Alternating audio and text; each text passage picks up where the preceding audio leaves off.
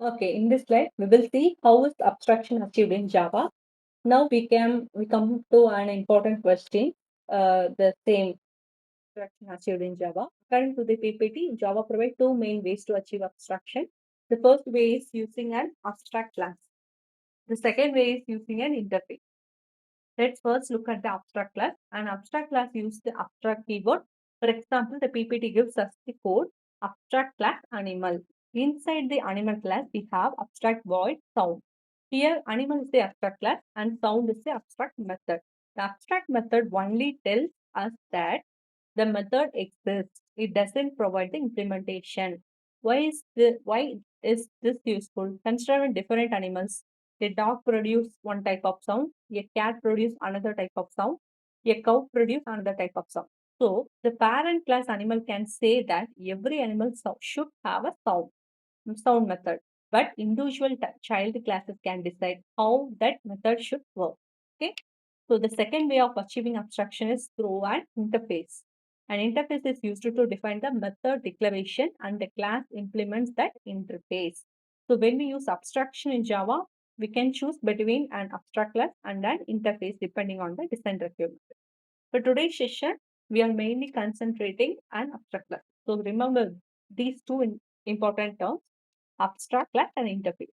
Both are a mechanism provided by Java to achieve abstraction. Okay. Next slide. Now let's understand what an abstract class. An abstract class is a class that is declared using the abstract keyword. Okay. The PPT gives us the basic syntax abstract class name. Inside an abstract class, we can have abstract methods as well as concrete method. For example, an abstract method can be abstract void method 1 and the concrete method can contain an actual implementation. So an abstract class can contain both incomplete and complete functionality. Now, there is one very important point that we must remember. An abstract class cannot be directly instantiated. Okay. That means we cannot create an object directly from the abstract class. For example, if animal is an abstract class, we cannot write animal a is equal to new animal. We can't create a direct object for that. This is not allowed. Instead, a child class can extend the abstract class and provide the required implementation. For example, if dog extends animal, then dog can provide the implementation of the abstract method. Then we can create dog t is equal to new dog. Okay. So this is possible because the dog is a concrete class.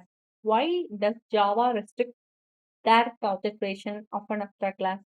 Because an abstract class may contain abstract methods that don't have implementations.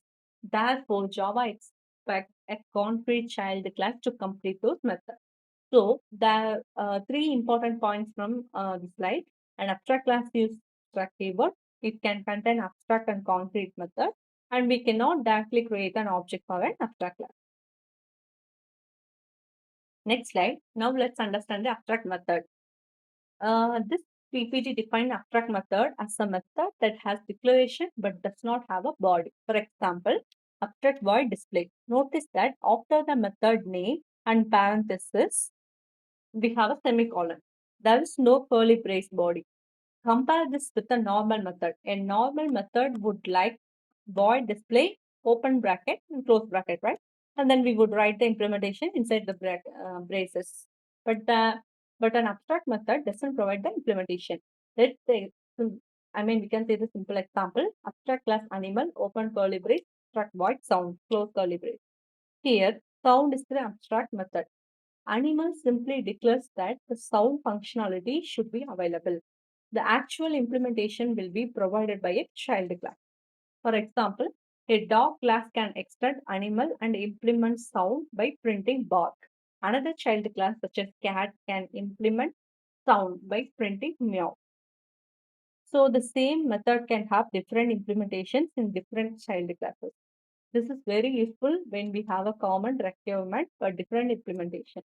The important points from the PPTs: the child class must provide the implementation of the abstract method. If the child class does not provide the implementation, then the child class must also be declared abstract. So remember, an abstract method has no body, is declared using the keyword, abstract keyword.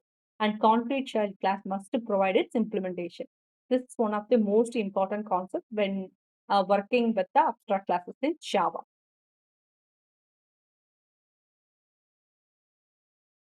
So here we have attached some quizzes.